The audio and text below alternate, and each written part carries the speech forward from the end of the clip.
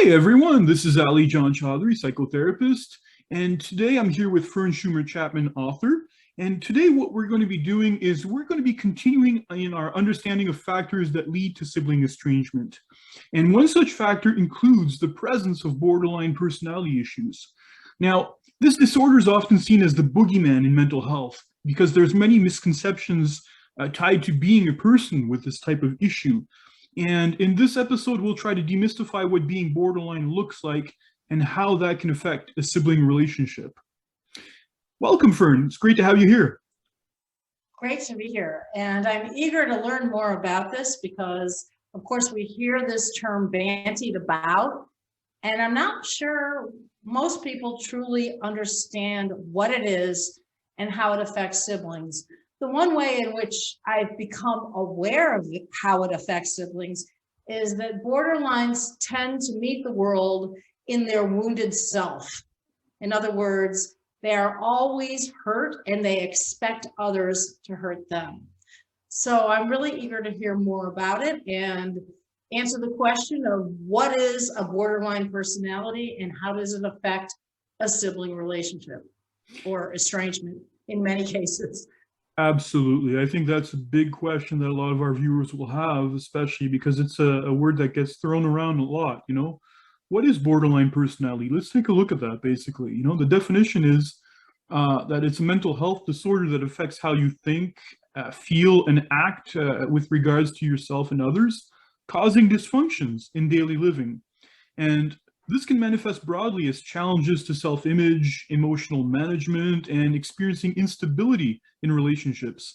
And of course, it can vary from mild to full-blown according to the traits that are present. So, in a nutshell, that's what that is. Well, and of course, with any of these, first of all, with any of the things we discuss, we are not diagnosing anybody. We are simply trying to alert our viewers to certain characteristics.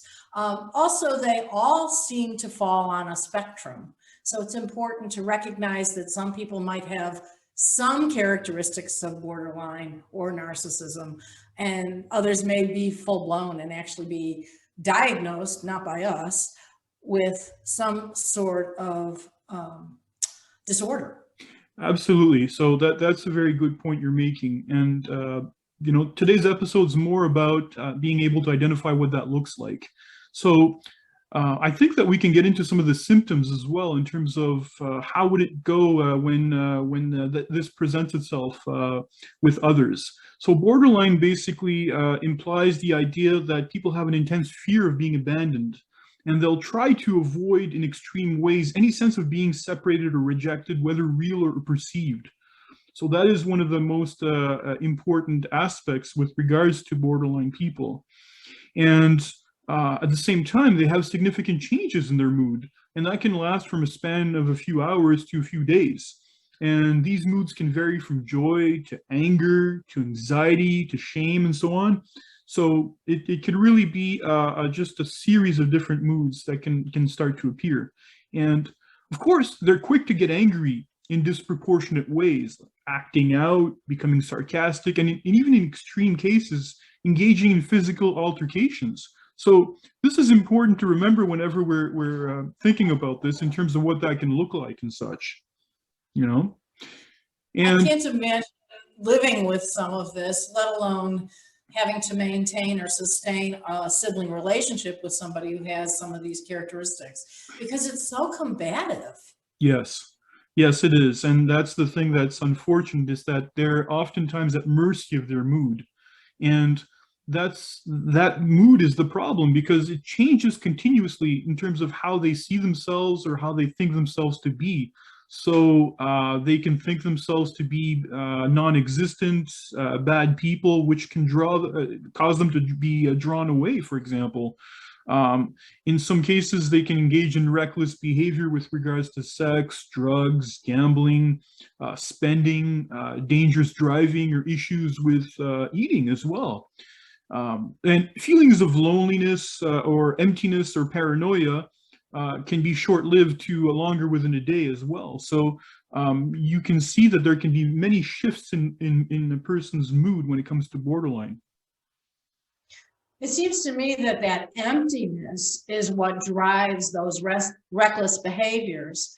So they have this hollowness inside, and they're looking externally through sex or drugs or eating or whatever to fill that gaping hole. Yeah, absolutely. That's what they do. They try to have some sort of intense feeling that can satisfy that and fill that void, so to speak, you know? And so this is why it becomes important to work on some of these issues, of course, in therapy to avoid any major dysfunctions or negative consequences that can be significant in their lives because of those decisions, you know? I think that it's good that we talk about what that looks like in a sibling estrangement context as well. You know, people with borderline, as we said, tend to vacillate between their need for connection and their need to push people away, and this is subject to their mood. And that's the thing that happens. They really make decisions according to that.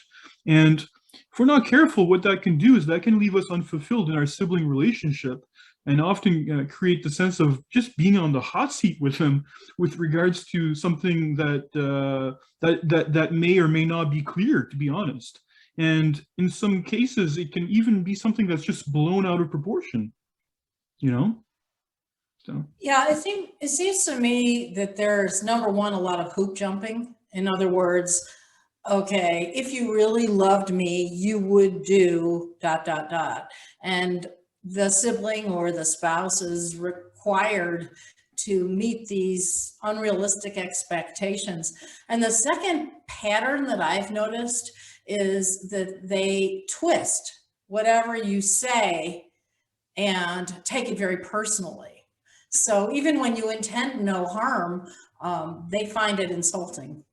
Absolutely, and that's the thing that's hard to deal with, because we'll get into what that does in terms of different relationships, of course. But it's like you say, nothing that we say or do matters or exercises influence because it goes through that filter, right? And that's the thing that happens, is that they have difficulty in taking accountability for actions. And that can give you a sense of unevenness in a relationship when someone's not able to look in and say, you know, perhaps, you know, I need to perhaps correct that or do something about that. When they constantly make it about other people, then they wash their hands of any given result they can have in a relationship. Yeah, there's a basic lack of introspection and self-awareness. Yeah. And the tendency then is to put it on somebody else. Yeah. And that makes the sibling connection really a dangerous territory, because there's a lot of competition naturally between siblings. And then you have this kind of pattern of behavior in the mix, and it's a lot more challenging. And that's the thing that makes it hard, because you can come into it with good intentions, but still there's going to be some chaotic type of behaviors that can occur. And that's the thing with borderline people, is that they have unstable relationships. And probably what's happened is that they've worn out a lot of people in their social circle. And that can mean that if you're part of that circle, you're going to need to work harder than usual at gaining acceptance and approval. And the thing with that is that people who spend enough time with borderline people will talk about how difficult it is to be themselves, because it oftentimes they can cause us to back away due to just the sheer uneven effort that it requires to maintain a relationship. So we can actually get into our own estrangement pattern for our own good as a possible outcome with borderline siblings. Well, I think the book Stop Walking on Eggshells is all about borderline, and that concept of walking on eggshells is exactly what happens to those who live with or try to sustain a relationship with a borderline. And I think that's what you're referring to. The problem is that at a certain point, you probably get pretty weary of all this, and either you go low contact or you remove yourself entirely because you can't see an avenue to sustain the relationship. And that's the hard part. That's the thing. You've probably worn yourself out by the time you've gotten there, and you have to make a decision of self-preservation for yourself. And sometimes that's what that's all about, to be able to take care of yourself. And Sometimes it's about the other person, but it's important just to be conscious of that. So I think that we're already reaching the end of our episode actually for today, because it's got a lot of things that we've talked about, and we're mindful of wanting to keep our videos short and succinct. So let's get into some of the resources that we have for our viewers, Fern. Now, we have a sibling estrangement support group on Zoom that is very thriving in our community, especially, and it enables people to have conversations in real time and meet people of like mind that are going through sibling estrangement. And this is something that I host. And of course, you can show up, of course, sometimes when you can. And of course, there's the siblingestrangement.com website with informative articles on sibling estrangement that I have as well. And you have, of course, your own articles on Psychology Today with your blog. And I thought those articles were great. I thought they were also very informative. And of course, you have also your book, Brothers, Sisters, Strangers, Sibling Estrangement and the Road to Reconciliation, which is a great read. It reads very easily. It makes it feel as if you're alive when you're reading it, and just understanding what is happening and the depth in which you go into in the book is great as well. Of course, there's, of course, the Facebook page, Sibling Estrangement, Sharing, Coping, Connecting, which is also another online community that people can go to be part of the talk and the conversation with regards to sharing our story, boosting ourselves up, looking for insights, advice, and such. So it's a very thriving community, which I encourage our viewers to take a look at, of course. And there is, of course, your website as well, which, of course, you talk about sibling estrangement and different things as well with regards to that. So these are the resources I think that are important for our viewers to have, so that way they can empower themselves, feel better about themselves, and of course, become stronger in their path on sibling estrangement. Yeah. It's such a lonely path to feel like you are estranged from a sibling and to feel like you're the only one who is going through this. And in fact, what I've learned through research in the book and all the blogs and our conversations and support groups is that you are not alone. It's a very unfortunate and common experience. And sadly, it cuts across all classes and cultures. So we hope you'll join us on this journey of finding a path through sibling estrangement, or we hope at times reconciliation. And I'll look forward to future episodes, including when we discuss the difference between borderline personality and narcissism.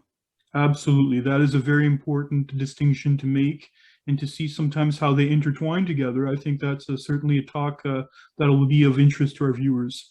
So I encourage our viewers to stay tuned for future episodes. And of course, please do like and subscribe to our YouTube channel. It helps us to get the word out. If you want to share some of the videos, that's great. Do become a member of the Facebook group, Sibling Estrangement, Sharing, Coping, Connecting. And of course, just keep on empowering ourselves, and remember that you are not alone. So thank you so much for doing this, Fern. It's much appreciated, and I look forward to our next talk, of course.